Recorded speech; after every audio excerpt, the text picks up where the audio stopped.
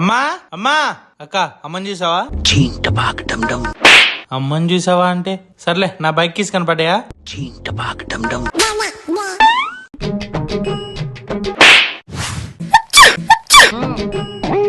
ఎవరో బైక్ కడ్డంగా కార్లు పెట్టారు. నా ప్రాబ్లం చెప్తుంటే నేను దీపిస్తా. సారీ అండి, ఇప్పుడే కార్ తీస్తున్నా.